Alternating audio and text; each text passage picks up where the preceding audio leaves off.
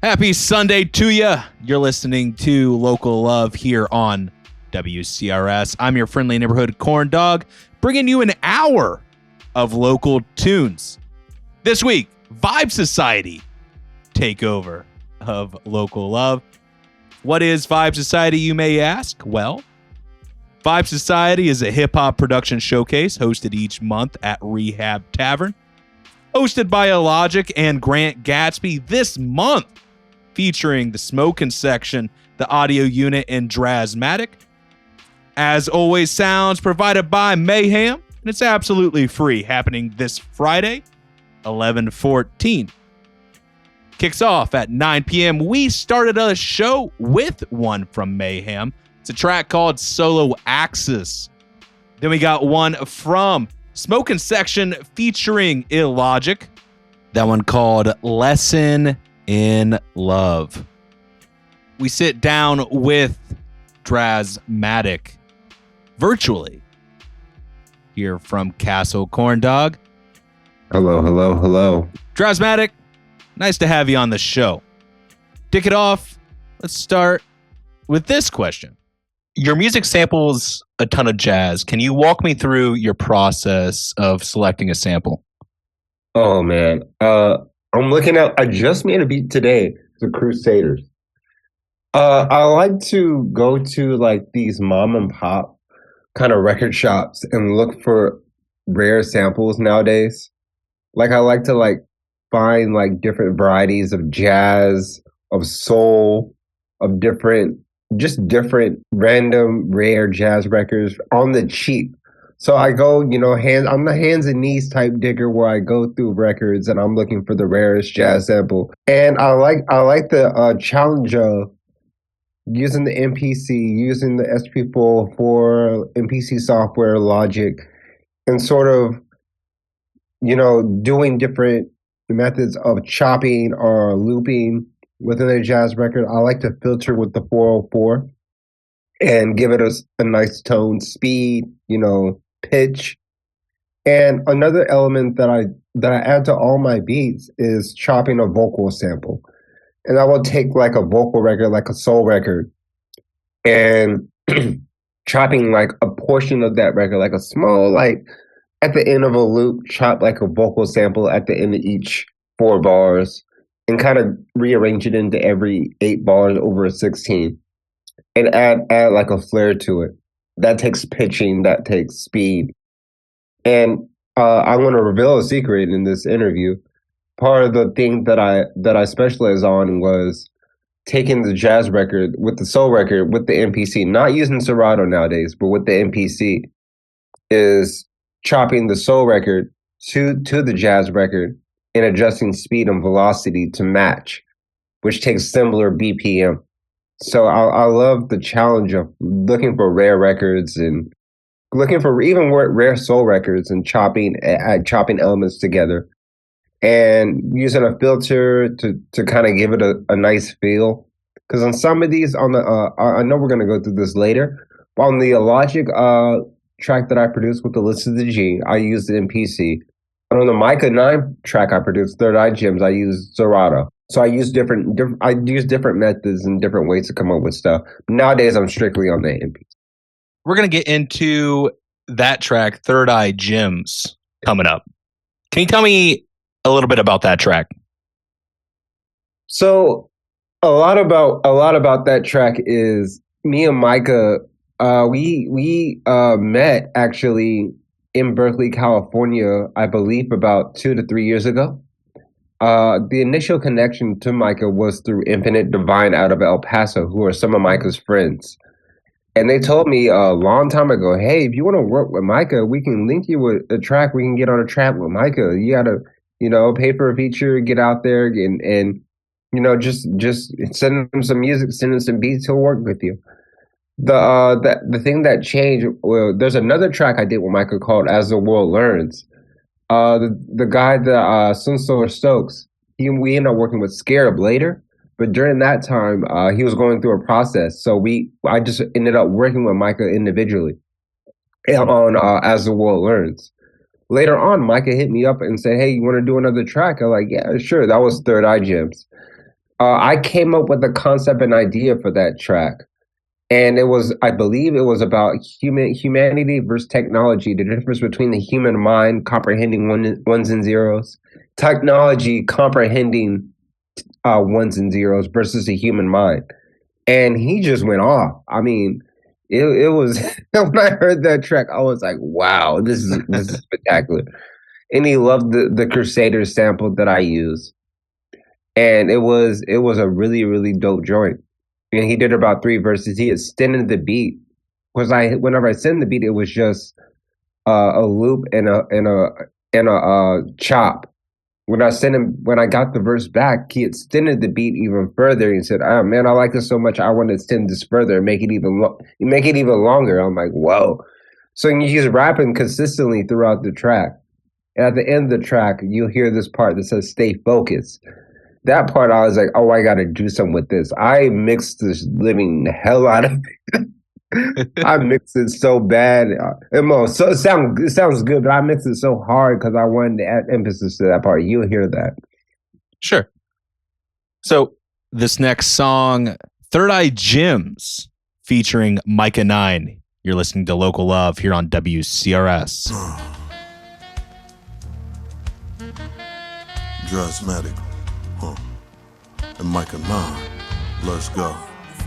Third eye gems glimmering inside of my inner mental where wise been centered at the height of a quake tremor. Heard lies been mentioned about the rights of our team members. Strip dries, wind skimmers decide to try sin skimmers. Conceptual thought process, exceptional not to obsess, special to watch progress with lessons of brought success. The middle light vision with the word I listen from the beginning. My visit other realms of life's mission, higher consciousness and sense of actuality. Prime creator mindset beyond duality, seeking benefit in meditation universally connected with sentient beings through presentation, sparking the vegetation, arcing every nation, contemplations on a higher power, having a feeling existent through art and persistence. Keep spiritual humanity should be aware cautiously, prepare for direction, communication. Technology is taking this calamity, could compare to losses that will for sharing, selection against unification.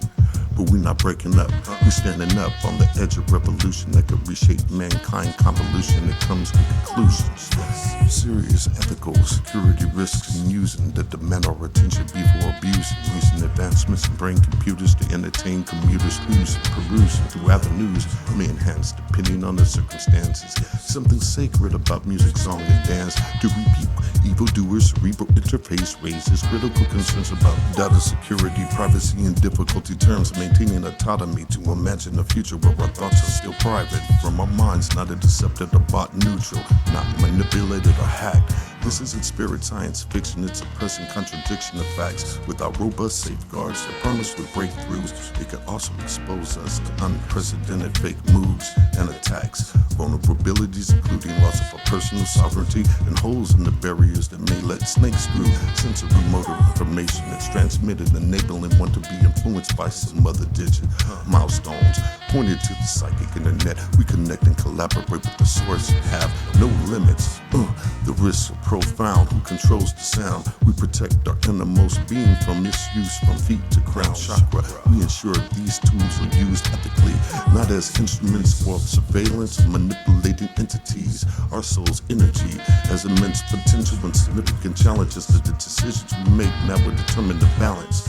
Whether these advancements empower us or threaten our enlightenment path to free from malice and emerge valiant is relative to observers and those who take on the mission with talent and hold no malice. So stay focused, stay focused, stay focused. Third eye gems glimmering inside of my inner mental where wise been centered at the height of a quake tremor. Heard lies been mentioned about the rights of our team members. Strip dries, wind skimmers decide to try sin skimmers. Third eye gems glimmering inside of my inner mental where wise been centered at the height of a quake tremor. Heard lies been mentioned about the rights of our team members. Strip dries, wind skimmers decide to try sin skimmers. So stay focused, stay focused, stay focused. What? So stay focused, yeah.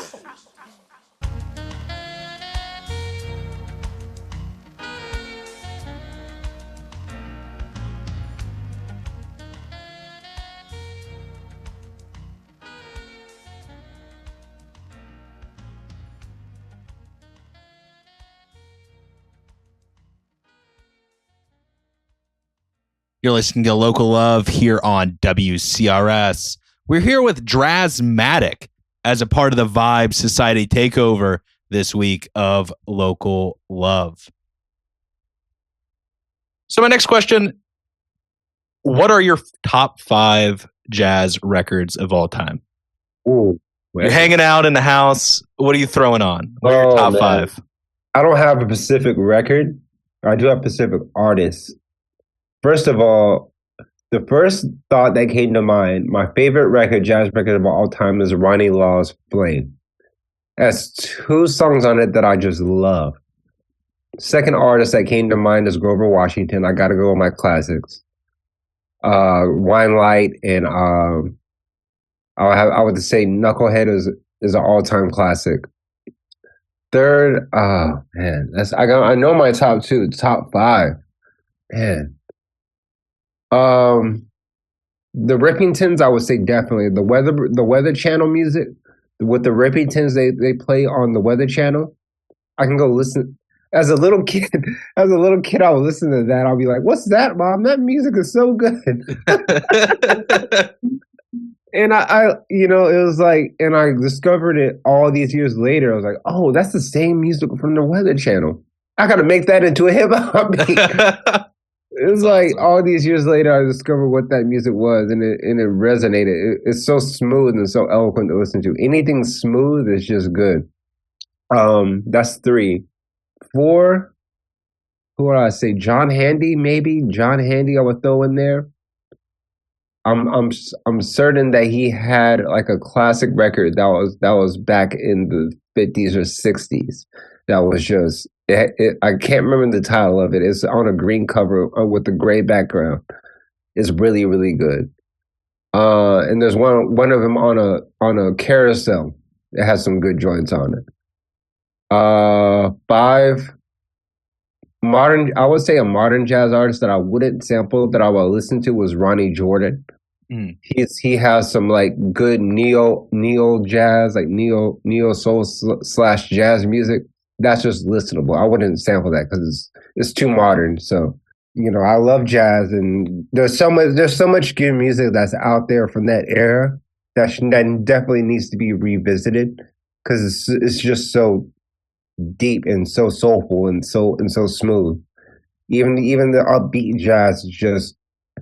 If you're a fan of hip hop, I suggest highly suggest listening to jazz. Because jazz has some of the best music. Yeah, and I've seen David Sanborn perform live before he passed away. David Sanborn is like an all-time classic jazz, like kind of like even through the 80s to the early 2000s to the 2010s before he passed away.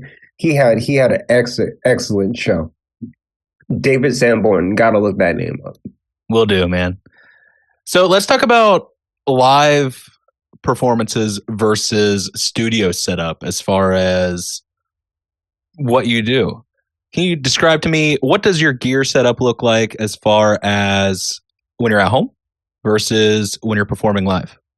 So at home, I definitely sample a lot of records. I sample a ton of jazz, as you know, a ton of jazz, a ton of soul, even some sound.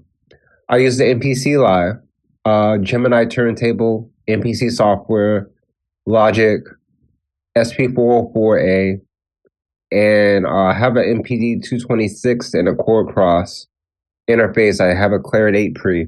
I'm looking at my gear, that's why I'm saying this. Adams, and I just use, I don't use like the high velocity type of equipment besides the MPC. I just make it work for myself. I got everything running together. For live, I definitely use the SP404A daisy chain to the Chaos pad. And the interesting thing about using both is I can get more effects. I can get more sound, more different type of sounds, and I can do different cuts. There's a preamp built into the SP404A, as you know, and there's additional preamp built into the Chaos pad. When I daisy chain it, things are louder. So I have to kind of mix kind of soft in order to get a certain sound, a certain master to sound good in a live space. So I used, when I first started with the SP movement, like the beat culture movement, I had a SP404I battle, and I made it, I think I made it the second runner up in that battle out of about 15 people. I think I finished third. And from that point on, I said, I can add to this. That's when I threw in the Chaos Pad. And people in the Bay Area are notorious for asking me all types of questions about why it's the Chaos Pad.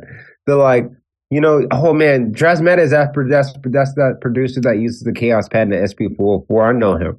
He's the only one up there with the Chaos Pad. But I use it simultaneously, and I get a lot of effects. I can master with Logic, mix with Logic, make the beat with the with the MPC and vinyl.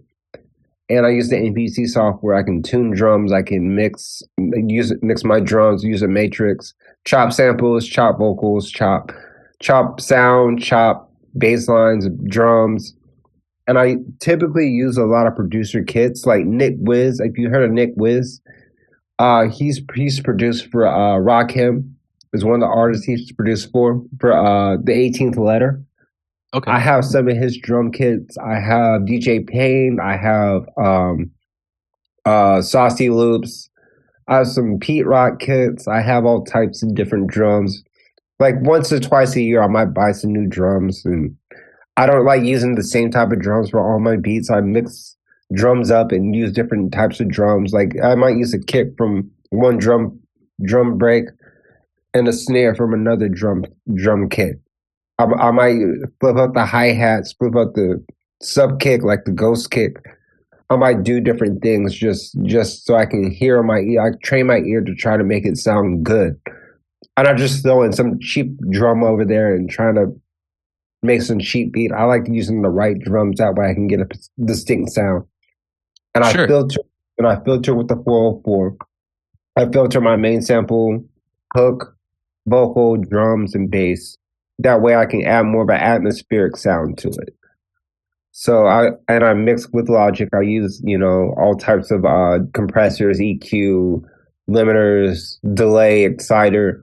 I try to make it sound full, give it a really, really nice sound. Mm-hmm.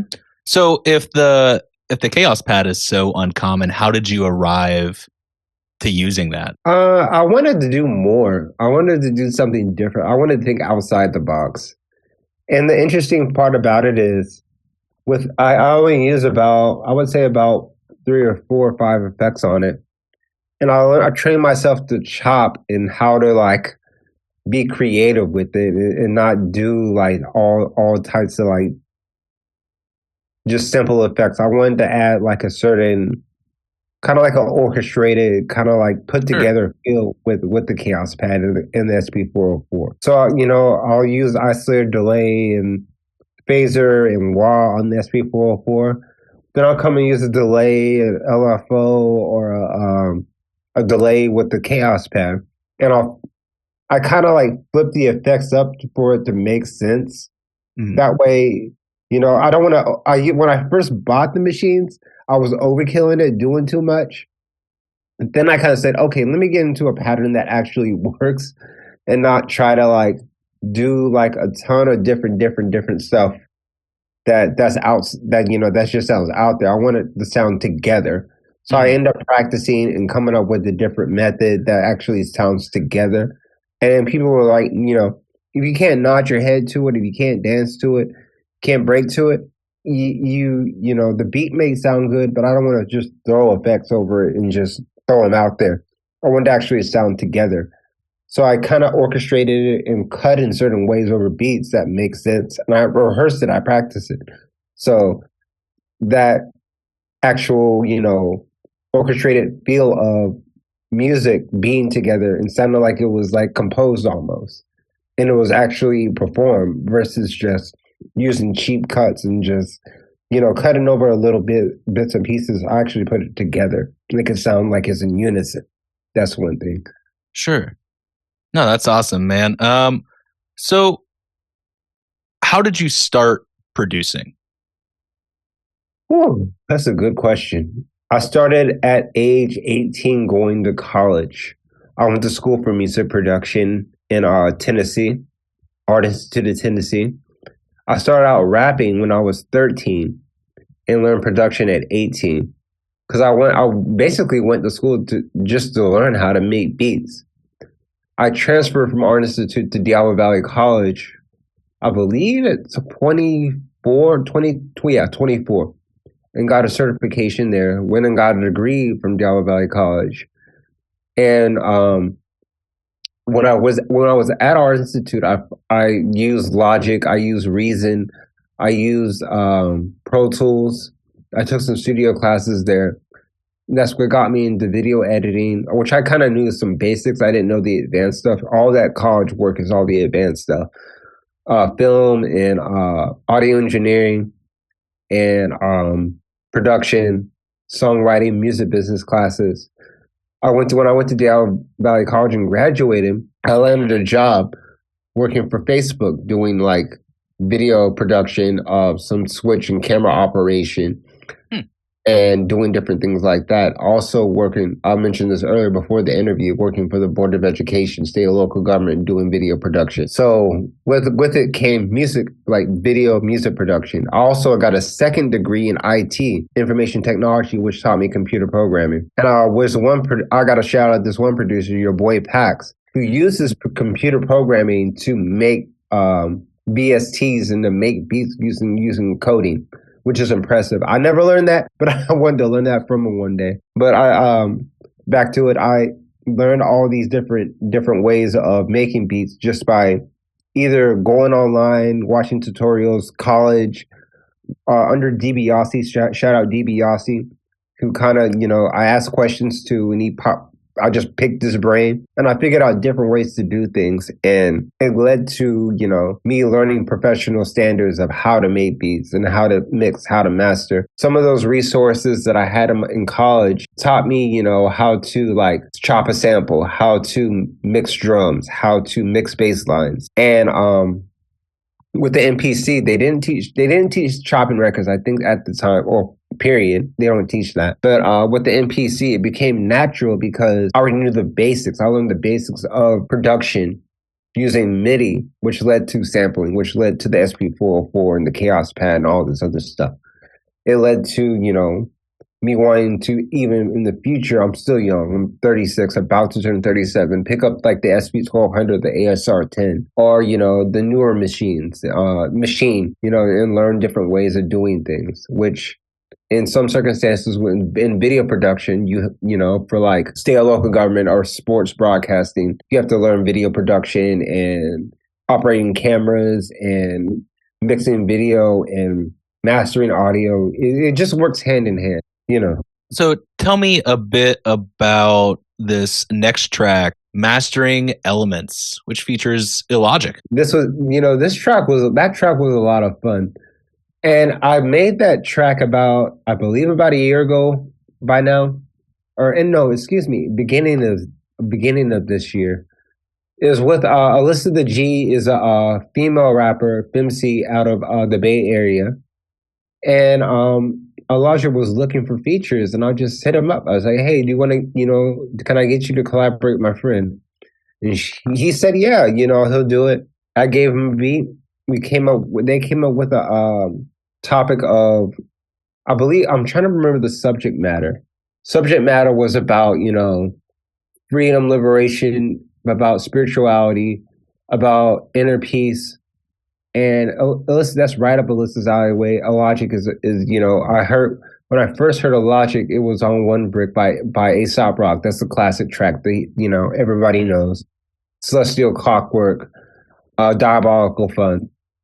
I've heard a lot of his early stuff, and I figured he would be a good fit for Alyssa.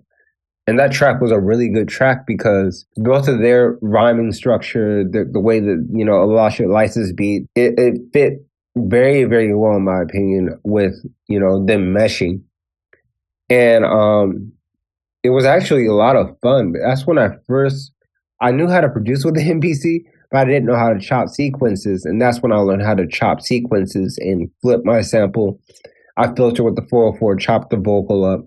So, I made hundreds of beats after that time. But at that time, I think that was a very fitting track. And that was a good moment that we had. And shout out to Vibe Society for, I made that beat with the MPC, sampling a record. I believe, I'm trying to remember the name of the sample. It was a jazz record, of course, vocal sample. I chopped the drums up in a provocative way just to give it an interesting twist to the beat. Filter with the 404 mixed with Logic, my standard way of producing for now. And from them, I just mixed. They handed me the verses, mixed, mastered it. Brycon, if you heard of Brycon, he came up with the artwork for that. And he asked for some headshots of me, Alyssa, and Illogic. And we put it out there, you know, it built off because people can see who you are. It's like, oh, that's Drasmatic. Oh, that's Alyssa. Oh, that, you know, we know Illogic. But built over time, and people enjoy. I hope people enjoyed it. That was a fun moment. This next track, Mastering Elements, from Drasmatic, featuring Alyssa the G and Illogic. You're listening to Local Love here on WCRS.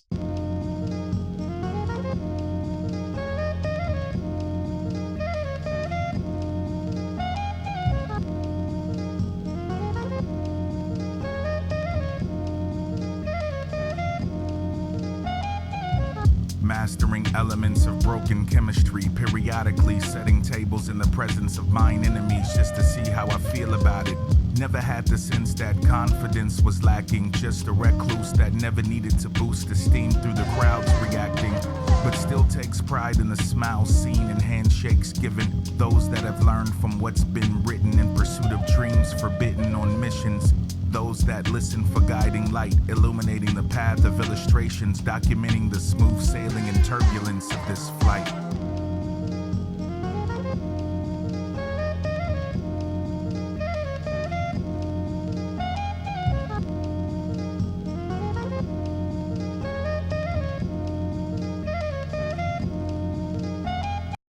Be the gleam inside of the current's river stream.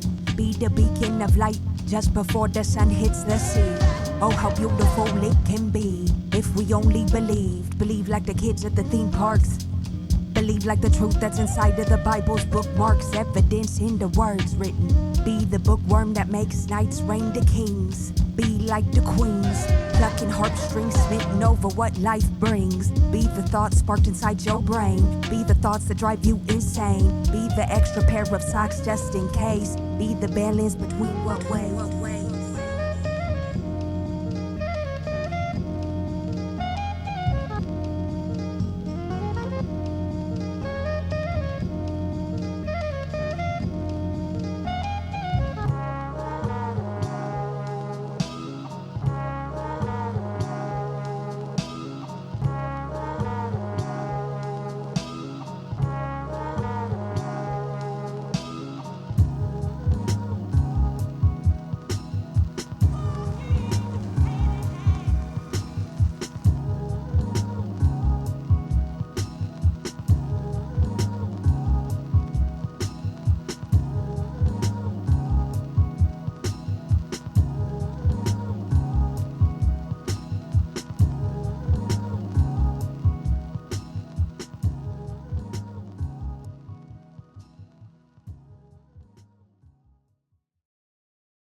That last track, Mastering Elements, from Drasmatic, featuring Alyssa the G and Illogic.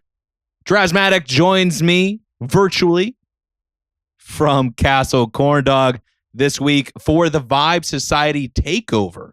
What is Vibe Society, you may ask? Well, Vibe Society is a hip-hop production showcase hosted each month at Rehab Tavern, hosted by Illogic and Grant Gatsby, this month featuring the Smokin' Section, the Audio Unit, and Drasmatic, as always, with mayhem on the sounds.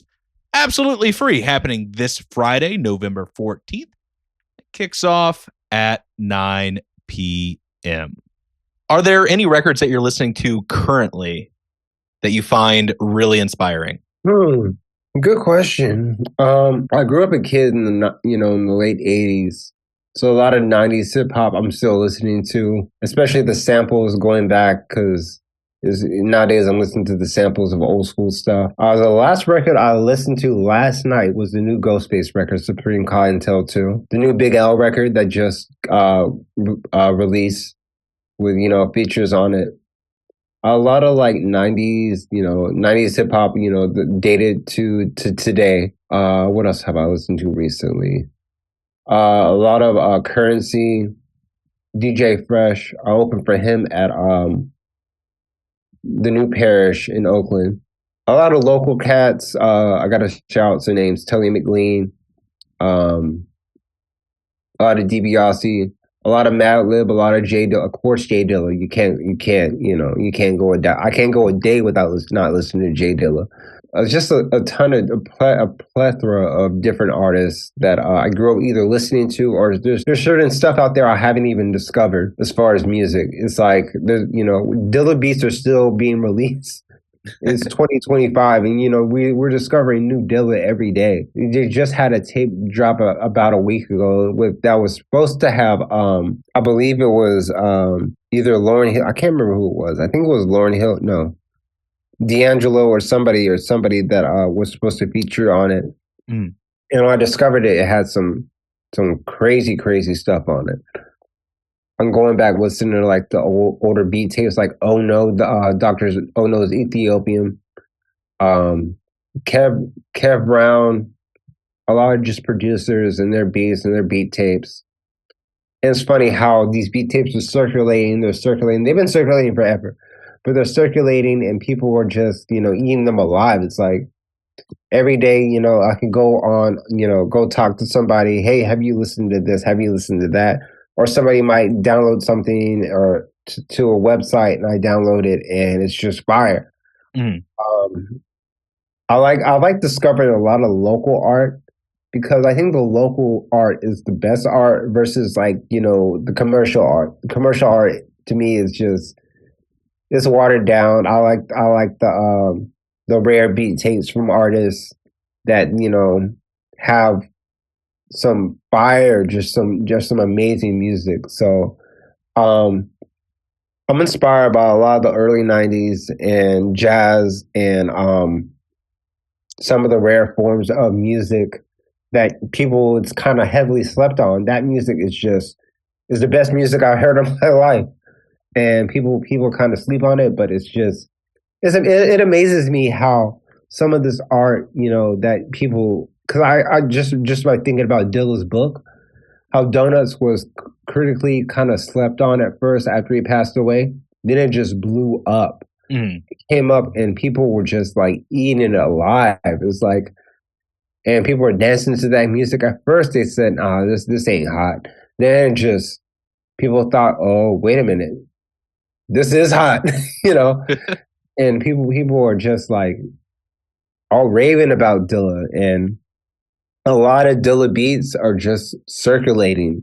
That man did not have, rest in peace, Jay Dilla, but he did not have the acclaim that he had in 2006 after he passed away as he does in 2025, even going into 2026. The whole industry is talking about him, and it just amazes me. It's like, wow, this man has exploded. It's incredible. It's really, really incredible. Yeah, for sure. With that, what advice would you give to someone just starting out creating beats? Like, or a younger version of yourself even? Oh man.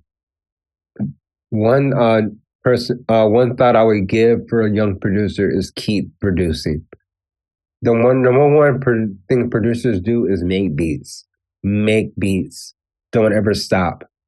Even if it takes one beat a week or 20 beats a month, keep producing. Younger version of myself, I would tell him, stop trying to rap, stick to production. Don't rap. You need to listen to your friend. I had a friend in high school who knew how to use the MPC 2000 XL out of Texas, and he was talented, but I was so shy about learning from him. I didn't learn until I went to college. I should have learned production in high school, man. That would have been something. But I learned at 18 anyway, being a freshman. I would have discovered more about music because we were into underground hip hop. We were into, Black Alyssa, Zion I, and Common. Well, some independent stuff like Common. We were into, Pharaoh, Organized Confusion, Myka, MF Doom, Madlib, J Dilla, of course. And we were discovering, it was like, we're young. We're like teenagers, 16, 17. We were discovering how to make music, what they did, having conversations every day about hip hop. And that feeling never left me. It might have left them because I don't think they rap or produce anymore. One of them got a bachelor's degree in music business, but that feeling never left me as far as making music. And it hurts me that I wish I would have started production younger. I learned at the right age, but I wish I would have learned how to sample at 16 instead of 18. Sure, yeah. But it's never too late to start, though. Right. But one thing I would have told myself is learn from your friend. Don't let him not teach you something. He taught me about mixing, about mastering, about how to organize and arrange and all this stuff. But I wish I would have started younger. That's why if you are young and you know how to produce, you got to hit it hard and learn. Watch videos on YouTube, watch the greats, watch Ninth Wonder, watch these producers in the game that establish themselves. Even if you go to college for music production, don't be afraid to ask questions because you might discover something that nobody else knows how to do. And that will be groundbreaking in your life, Sure, yeah, for sure, man. So that wraps up kind of my normal questions. We kind of do a bit of a kind of fun this or that round here at the end. It's kind of a lightning round, not necessarily related to music, but just some fun here at the end. Seeing that it is November, for me personally, November kind of reminds me of just Thanksgiving, being with your family and stuff. So in that theme, pecan pie or pumpkin pie? I hate nuts. Pumpkin. Jazz or soul? Jazz, easily. Coffee or tea? Tea. Not a coffee fan. Coffee gives me the jitters. If you go to a coffee shop, what are you ordering? It would have to be Starbucks. It would have to be a vanilla bean latte. Not latte. No, vanilla bean frappuccino. My bad. Beer or wine? I'm sober. I went sober at 30, but my favorite thing back then was beer. When I was in my 20s, in my teens, I love beer. Cool. And with that, that's this or that with Drasmatic. Drasmatic, do you have anything else to add here at the end? What do you have coming up? I have a beat tape that's probably going to come out in December and into January. It's titled Spirituality. I'm producing. I made some YouTube playlists with tons of different beats on them. I made the singles with Myka, with Illogic, with Scarab, with Elronius. Who else did I mention? Sunspot Jones. Those are worth checking out on Spotify. That's my plug. Drasmatic, Drasmatic. Instagram, Drasmatic.1. You can see different things that I'm doing as far as like tutorial videos, production videos. YouTube playlists are different beats that I'm probably going to compile, put out the best 12 of them and put them on Spotify. So those are just chill, lo-fi jazz beat playlists. I'm looking to work with a few artists in the Bay Area. Amani Jade, Alyssa the G, female rappers. Looking to do some more live shows. Hopefully I can get to Ohio and hopefully Arizona and New York or Chicago when this whole government shutdown crap is over with. I'm definitely gonna do some more shows in the Bay Area. Looking to do opportunities out there. I have a few things I'm looking to do. But I'm around. Feel free to message me on Instagram, Drasmatic.1. If you have opportunities, if you just want to talk, I'm an advocate for mental health. If you're having a bad day, I don't bite. Talk to me. I'm one to just chill and, kind of lend a helping hand. I'm a loving person. I'm not hateful. So, talk to me. All right, man. Much love, dude. With that, I appreciate you joining me. Drasmatic, as a part of the Vibe Society takeover for local love here on WCRS